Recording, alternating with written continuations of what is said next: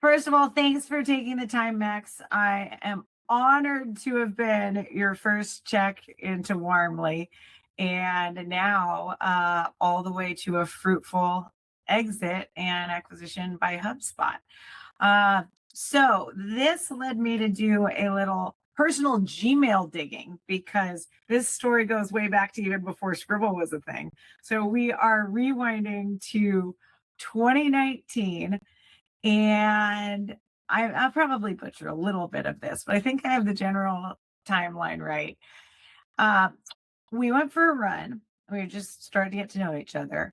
And then in totally Max spirit, where everything's done well, quickly, with a little bit of wit and humor and speed, I get an email to my personal Gmail, and the subject line was LinkedIn 2.0 concept, jumping off point advice.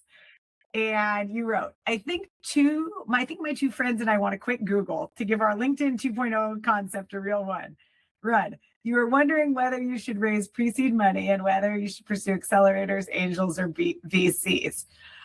My response was really, efficient, but oh yeah, we clearly need a call. Happy to answer anything. And that email captures so much of what I actually remember from the beginning.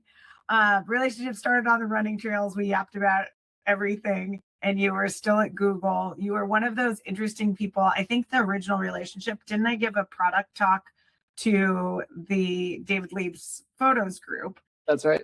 And you were the only person that, like, a lot of people are like, thanks for coming in. But your email back to me was like captivating. It was helpful. You were open to intros and stuff. And that's just like captured so you. And because I don't take all blind date emails that well. So anyway, and then 1 week later, it was, I'm quitting. This is my last week at Google. So in totally Max style, first of all, I want to know, and it really did, before we talk about the acquisition, when you look back at the person who wrote that first email, the Max who was still at Google, calling warmly LinkedIn 2.0 and wondering whether to take lead, what do you wish you could go back and tell that Max? Oh man, yeah, that really does send me down memory lane. I was a new grad product manager, and to the credit of my boss's boss, Dave Lieb, who's now a partner at YC, and also, kind of took me under his wing. He had this incredible product series, not just of product managers, but of incredible people doing things outside of my little world. And you were a guest speaker, and I was just so captivated by your world and VC life and startup world. And so it's funny to think back of that kid. I guess I still feel like a kid, but I think, when I think all the way back, I think there is actually an aspect of like total naivete that is a healthy thing to have. Like, people talk about, you should invest in second and third time founders because they know what they're doing. And like, that is true. But there was just this sort of special, like, I didn't know what I didn't know back then. And that, I think, led me to, just feel like the world's my oyster. I'm going to, build a LinkedIn 2.0, and I can quit my cushy job in a week, and like, it'll all be fine. I think that's like that can be a real asset and superpower. Well, awesome. Well, good. Well, so through that intro in 2019, Scribble wasn't a thing. I was just personally angel investing, and took the leap. You were the first person to invest any money into me at all, and I didn't even ask. I think I was hoping that there might be something, but I was looking for advice, and then you were like, "I'd like to invest," and I was like, "And little old me, like, I don't even have an idea. Like, I don't even know who my co-founders are." And it was just really, it meant the world to me that you were like, I'm putting words in your mouth, but like, I think, you saw somebody who was hopefully smart and ambitious and wanted to try something, but it meant a lot that we were willing to be not just like first check in, but like first, like, an angel check is your personal money. Like, that's what was really amazing about it. Well, it was so much to the spirit of why I even angel invest. It's to back phenomenal people that are going to start phenomenal companies. And for number one, why I love this job is all about the people. And you did have that spark. I think that highlights and underpins what the Scribble strategy is as well. Back the best founders in the best companies, and that can happen at all stages.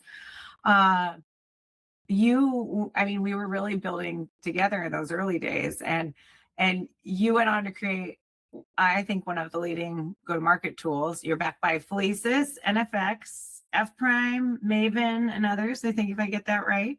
Yep. And now you've been acquired by HubSpot, which is a huge boost, and so much AI wrapped into that. And since that 6 years ago, and that 6-year journey, Scribble is number one alive.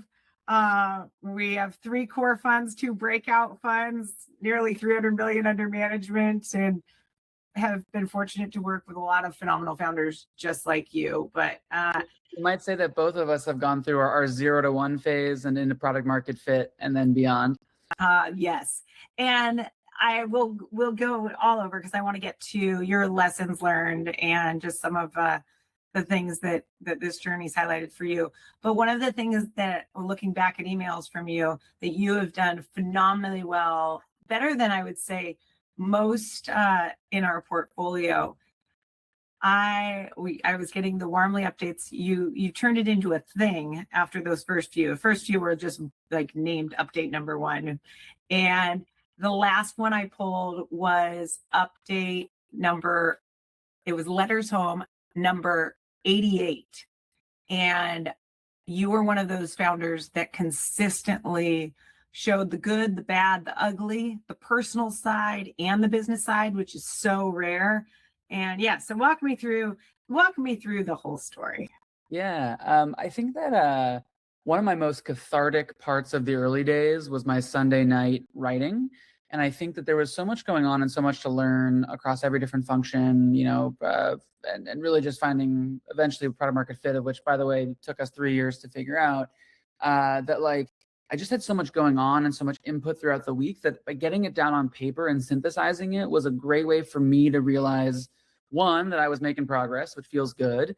2, to try to hold myself accountable toward real progress instead of fake progress, which a lot of founders find themselves in the trap of. But most importantly, just to try to communicate and build a community. And I don't think I was intending to build a community, but what happened was, as I started creating these weekly updates, and it started weekly and then ultimately became monthly, but I would just add literally every person we talked to onto the group. And these are prospects who turned us down. These are investors who turned us down. These are friends, my mom's friends, like anybody who could listen would be on there. And, a couple of asked for unsubscribes, which I understand. One time I interviewed 30 candidates for a chief of staff role and turned down 29 and accepted 1. And I put all 29 of the people I turned down on the list, thinking, oh, maybe they'll come back to work for us one day. And like a bunch of them were like, you turned me down. Like, I don't want to hear your silly updates. And I was like, all right, fair. But we ended up growing it to over 1,000 people in the first 3 years. And, that list became so much more than that, like classic, like confidential investor update once every 6 months with the vague, like, we're working on it. And I realized people were on that list. Over 1,000 people. Oh, wow. And then eventually I put it on LinkedIn publicly for all to see. And, a bit of a different approach, but I kind of felt like, at least in our space, sales tech, a lot of these founders were doing this like 5 years ago, like stealth startup, like, super confidential. And it's like, at least for my space, which isn't like super deep tech or like, needs patents or whatever, like, I think the more transparent and open you are, especially on the things that are hard, the more you have people rooting for you.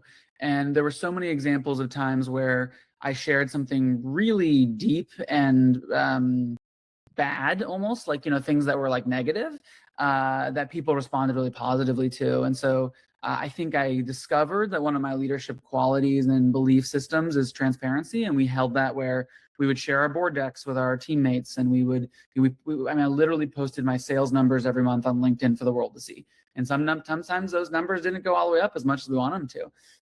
But yeah, I just got in this habit of like synthesizing the information and sharing it. And I think I got a lot of positive reaction. And in the beginning, I think like people were, saying, listen, like, you don't have to write all this stuff for me, the investor. Like, I want to be additive to your life. But it wasn't just about like telling investors what was going on, because that's, no offense to the investors, but like, that's just keeping you happy. It's not doing anything for me. but it would really come full circle, which is like people would follow back up on it and you stay top of mind. And yeah, so I ended up building a community through that transparent communication process. And back, would you be as transparent? Did it lead to, anything negative in the business or anything you would do differently? Yeah, 100%. I think trying to think. I mean, there are one or two times where somebody would post on LinkedIn, like, something negative about us because of what they were reading that I was posting. But in the age of AI, especially, like, your only advantage is speed. And so whatever product you make, like, someone's going to log in and copy it. And so it's like, I didn't feel like I was revealing anything too proprietary or confidential. We always stayed away from revealing salary information of individual employees. We never revealed our customer names in case those could be poached. Yeah. But again, I did something that I think almost no founders do, which is like, I took to LinkedIn, and for literally anybody in the world, every month I shared, here's the highlights and lowlights of running our business. And so I took it and made it into a superpower, the whole build in public thing to the extreme, which, like, also served as a sales mechanism for us, which is like, we had prospects come in saying, in my last company, Warmly wasn't a fit, but I was reading this random dude on LinkedIn's updates named Maximus. And then, like, fast forward a year, I'm at a new company and I remember that guy. And he's like, oh, he's building something with sales. Let me look into it. And then they became a customer. So it's like, you just kind of never know. And I'll share one more thing, which is, and you're on easy, but like, I love reflecting. And so I have these now public monthly startup updates, but I also have a personal annual newsletter where I reflect on, like, the things that happen in my personal life. And I choose to share those with people that are friends, and that includes people that I work with in a business context. And so you get both, right? And so you get kind of the, like, I'm pretty transparent in the investor updates too, that I also publish on LinkedIn. But I go really deep dive into my own psyche on the, like, personal side, which I'll send annually to close friends. But I think just the macro point is, like, I've gained a lot of value out of synthesizing, digesting, and writing down everything. And then I also go toward my value of transparency when I share that with the broader world. And I would encourage founders to do the same. Awesome. Wonderful. Well, when we first said, oh, we should have a conversation about this, you said, I've got it. So I have a feeling you have some secrets that you want to share. Sure. Yeah.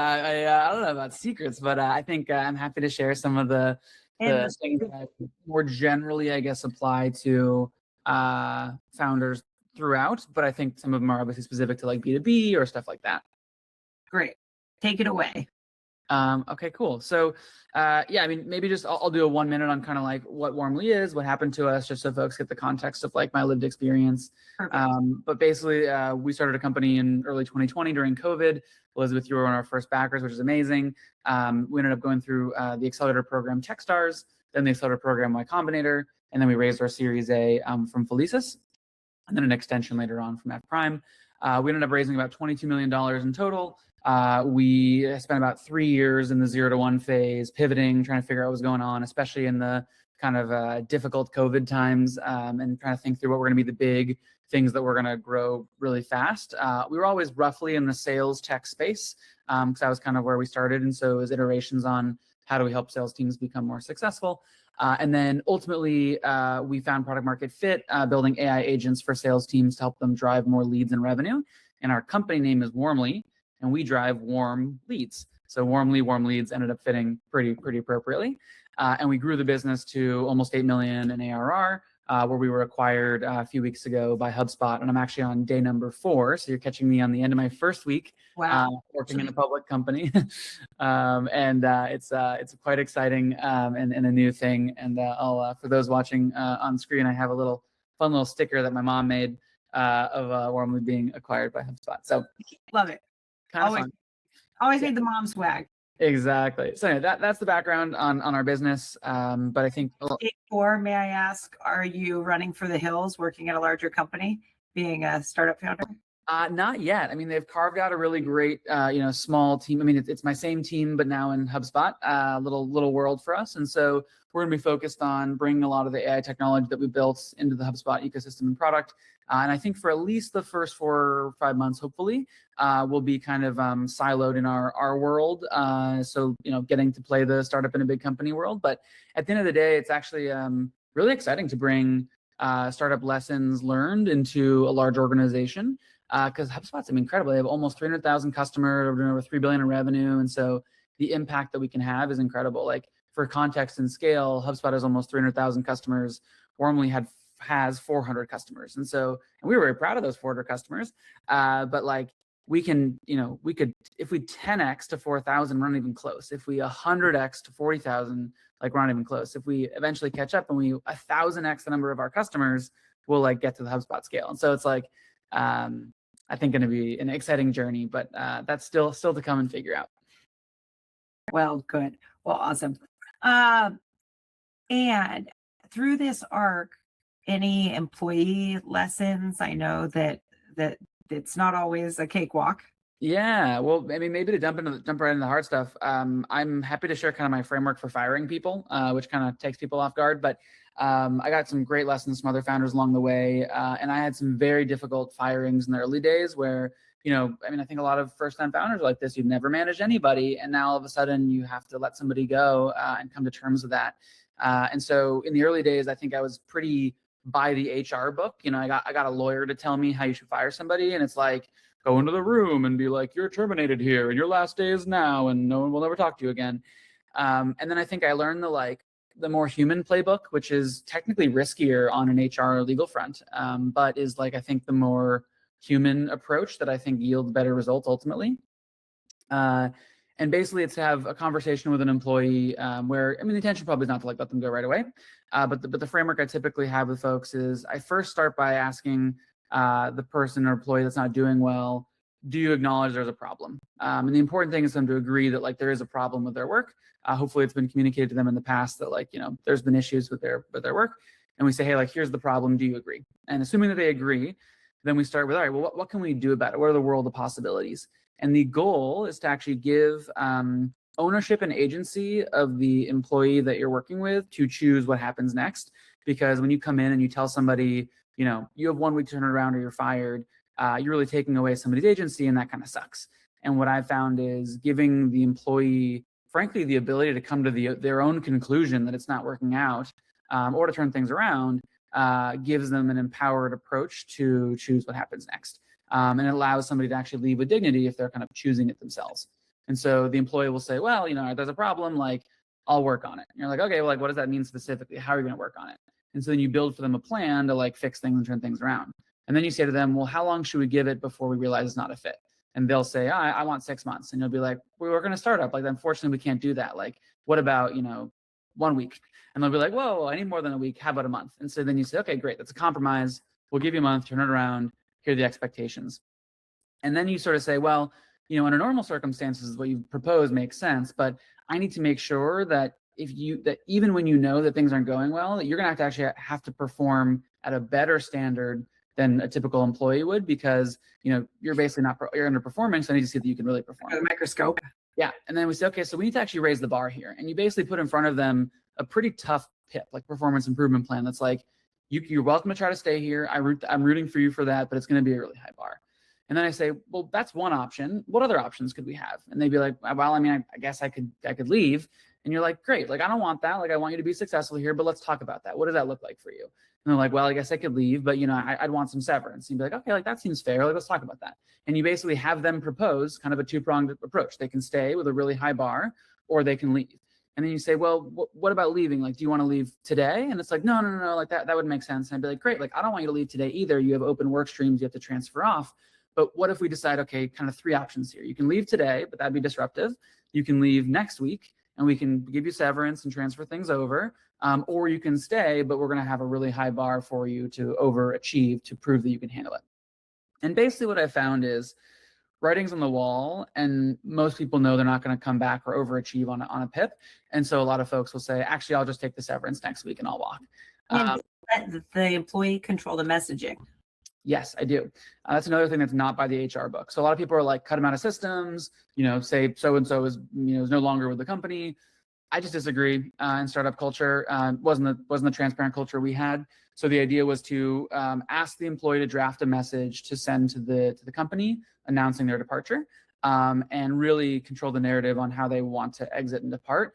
I don't think, most employees, interestingly to me, cared more about their coworkers' perception of their firing than they cared about the fact that they were being fired. Now, maybe that's a sort of privileged thing to say for US-based workers who have some savings and it's not just about the money, but I found that to be the case in startup world in San Francisco, whereas other folks are kind of just like, how, I just want more severance, that kind of thing. So yeah, so I let them control the narrative, let them come to their own conclusion of what's going to happen, give them multiple options and ask them, hey, sleep on it. There's no rush tonight. Go home, talk to your partner. Let's talk about it tomorrow morning.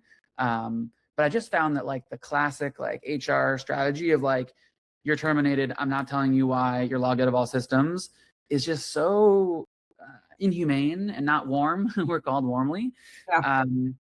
So that's my recommendation to other founders going through firing process. And this is, I picked up bits and pieces from investors, mentors, founders over the years. And, admittedly, I've probably let go of, I don't know, 50, 60 people throughout the Warmly journey. And not something I enjoy and never something to intend, but something that I tried to bring heart, humanity, and warmth to, while also being firm on what the business needs to be successful. Right. Awesome. Well, switching modes a little bit to what you learned through the acquisition too. I think founders rarely talk about the actual acquisition process. Yeah. What surprised you the most on the negotiation, the diligence, team dynamics, the emotional side? Like, Yeah. you actually realized it was a viable acquisition path, et cetera. Yeah. So I'm going to be putting out a 10-part series on LinkedIn called How to Sell Your Company. And it's going to go through the tactics of and the email templates that I sent to go after and get done what we got done, because I hope that it can be helpful to founders. But maybe at a high level, I'll just start with like, there's many kinds of exits. Of course, folks can IPO, folks can wind down, or more commonly, they can get acquired, or they can go profitable and just be like a profitable business. But for the acquisition path, there's kind of two routes. One is like somebody comes inbound and they need to have you, and they're willing to pay a lot of money for it. And like, that's pretty sweet. And that's very rare. But you can sort of engender excitement for your business by proactively getting in touch with future acquirers and building relationships, which folks do, and that happens. In our business, I went outbound, and nobody came inbound and said, I have to have your business. We had been in touch with some folks who were, decently excited about what we did. But I actually ran a process where I went outbound. I ended up talking to over 100 potential acquirers in the space, totally confidentially. Only my co-founders and our board knew. And then basically had over 100 first meetings, which ultimately funneled into 7 letters of intent, LOIs, to acquire the business. And then we ended up choosing Hubspot as the one that was most exciting to work with to actually do the deal. So I ran an outbound process, and I learned an enormous amount about what it takes to get someone excited to want to buy your business. And I honestly call it the final form of sales. So like the first form of sales that founders go through is learning how to sell investors. And when you sell investors, it's like, here's the future. It's going to be big. Believe in me. I'm selling myself. And they're like, all right, here's some money. The second form of sales is selling customers. And that's harder than investors, because once you sell them, you actually have to deliver them a product, and they are going to use it. And they also negotiate. And so that's a harder form of sales. The third form of sales that I've found is retaining customers. So you've now learned how to sell investors, sell prospects, and now a year later, they've been using your software if it's an annual contract, and they have to decide if they want to renew. And they're not going to renew if it didn't work. And so retaining customers is really hard. So I call it the third form of sales. The fourth form of sales and the final form of sales, I feel like, for founders, is to sell your entire business, which is a combination of selling your story, which is what you do to investors, to your like actual product, which is you sell to the buyers, and then also the retention metrics that you have for your actual customer base, because you're going to be selling your team, your IP, your vision, your metrics, your revenue, your contract health, like it's the whole package. And what's interesting is like you kind of have to live with the choices that you've made over the last 7 years. So for example, we were founded in 2020, pre-AI, and some of our potential acquirers thought we weren't AI native enough, because they were like, well, you weren't born in 2024, so how could you possibly be AI native? And I take huge issue with that, which I can put as an aside, but like I can't, change the choices that I made by choosing to start a business in 2024. Anyway, so they're sort of like, you have to live with the business you have, and then you have to learn to pitch that entire business to an organization that frankly like the big organizations that pay the big bucks, they just have a lot of stakeholders and a lot of priorities, and you're not one of them because they didn't reach out to you in the first place. And so, yeah, I have a ton of lessons that I'm happy to get into, but hopefully that covers just at a high level our outbound process and some of the considerations for that final form of sales. Awesome. And give us a sneak peek of maybe the one or two that you think are the most unusual on that hit list of 10 for you. Well, the 10 will be a multi-part series that'll cover a ton of stuff. But I would say things that stuck out to me first was like whether or not to get a banker. And I'll do a whole explanation. We ended up choosing to get a banker, pros and cons to it to help with the exit process. But I think the like headline surprise to me was like, if you're going to sell to a strategic acquirer and you are a well-connected founder and CEO, I don't think a banker makes sense. I think you're much more likely to get intros going through product officers, chief product officers, through CEOs and boards, and bankers tend to not be able to drive introductions there. For example, in our process, over 100 different first conversations that I had, I self-sourced 93 of those, and our bankers sourced 7. Wow. And so that's not to say bankers aren't very valuable, especially if you're going to sell to a PE firm and you're profitable. Bankers are amazing. And our bankers were very helpful in the diligence and finance stage. But that was probably one big learning that was unusual or surprising because I'd never heard of bankers before. I didn't even know what investment banker was before this process. And then the second one is to over communicate wins to your bottom of funnel potential acquirers. So for example, and also keep confirming wins even to those who back out or say no, because they may come back around because priorities shift.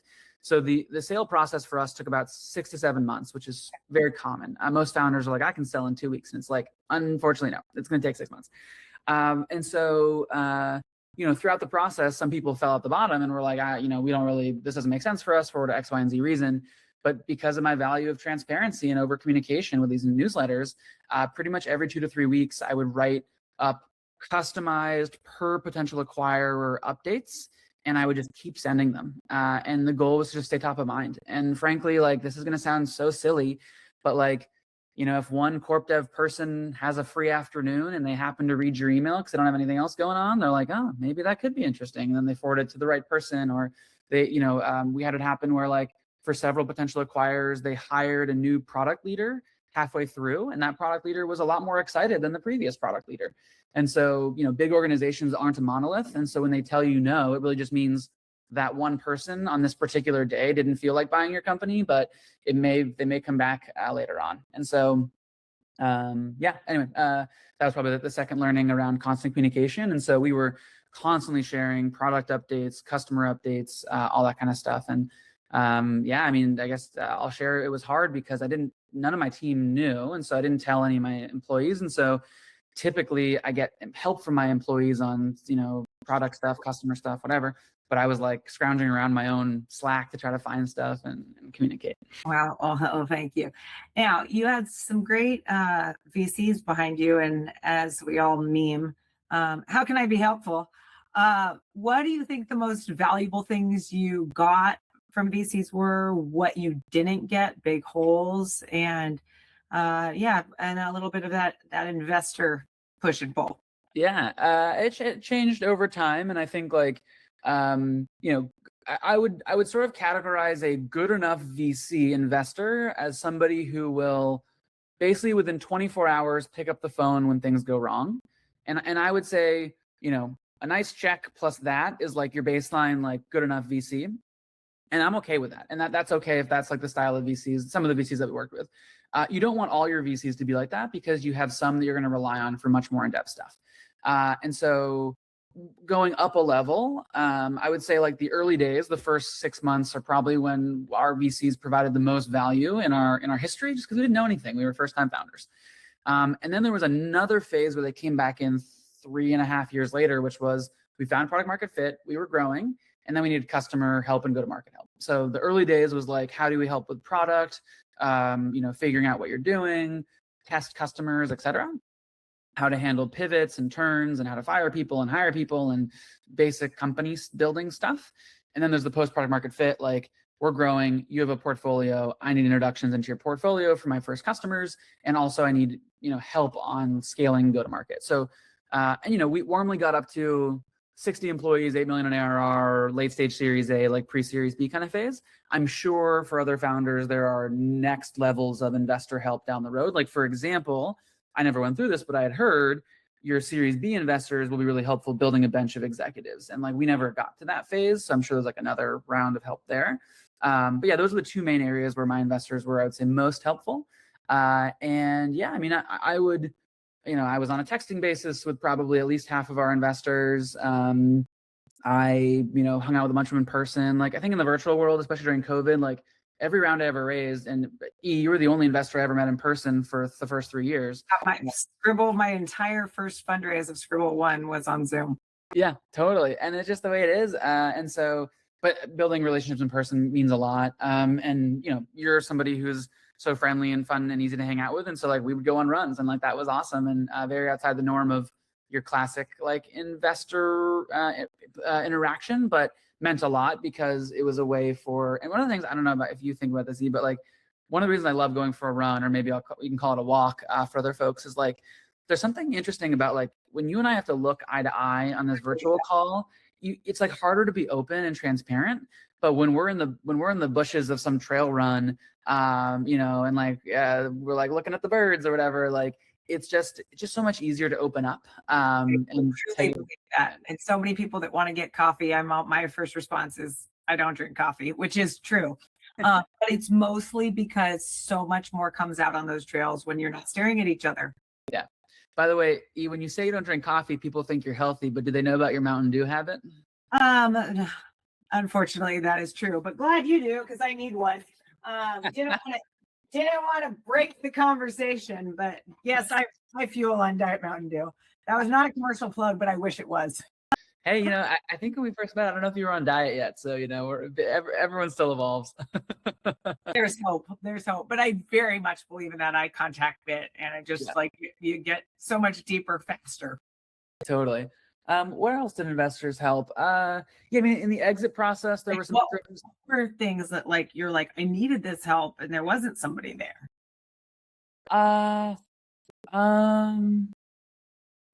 So I got a lot of help from founder groups, peer founder groups. Those were really helpful. Masterminds, YC forums. I joined YPO, had a forum there.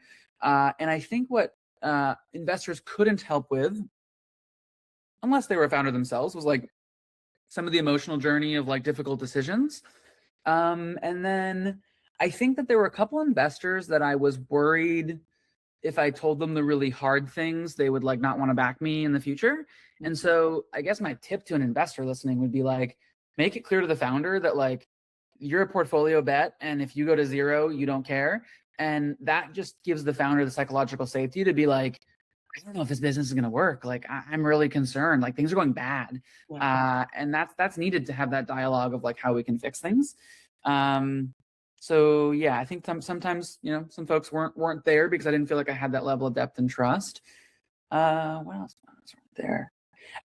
I mean, I guess bluntly, like when we were growing, like we went 0 to million, then 1 to 3, and then like 3 to 8. But we were trending toward only growing 2x toward the end. And so most VCs would say that was falling off the venture path, which was true. I mean, I wish we could have grown even faster, but it just wasn't the pace in the market, or maybe I made mistakes and things didn't go our way. But I think when there were a couple of VCs who started thinking Warmly is going to be, a good exit, but it's not going to be my fund returner.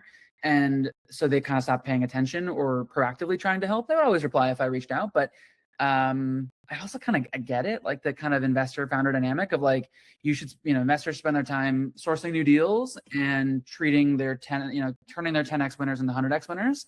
And then what they owe founders is when things aren't going well, being there for them.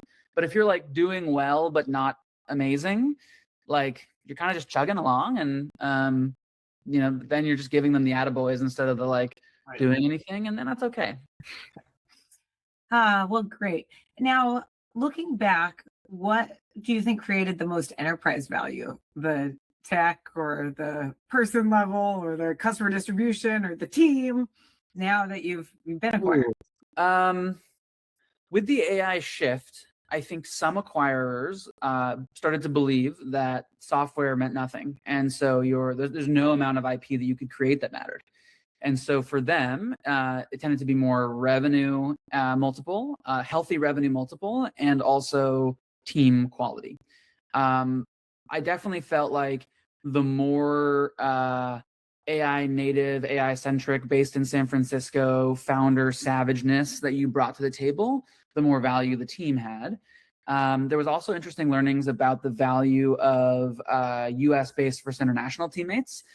Some large acquirers placed a heavier value on US based and specifically talent dense areas like New York and SF based engineering cultures, with the exception of Monday. Monday specifically is headquartered out of Israel. And so they were basically like, and actually Pipedrive is based in Eastern Europe. And so there's sort of like location quirks about acquirers that matter.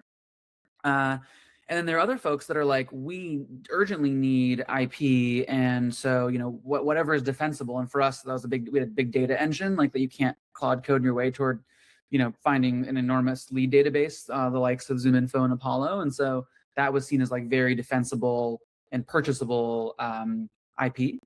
And then with revenue, the last thing I'll share is like, a lot of our SMB revenue was not valued. So the bigger the revenue, the stickier it is typically. And there are some acquirers who they're in the SMB, MailChimp, HubSpot, and so they want SMB customers. But some of the big guys, the Salesforces, ServiceNows, if they don't see a deal size bigger than 150 grand, that revenue is chump change to them, and they feel like it's going to churn. So it's like whatever. Thank you. Well, congratulations again. You've definitely lived the full founder journey here, pivots, persistence, and congratulations finally on the acquisition. And I'm proud of you. And thanks for being so candid, and congrats to you and the entire Warmly team. And we're excited to see what you build inside HubSpot. They're lucky to have you.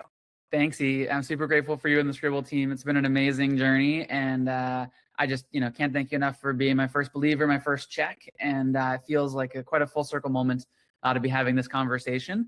I'm a lot grayer, hairline starting to recede, but it's been the journey of a lifetime, and I'm so grateful that you and Scribble were along the way with us. Well, thank you.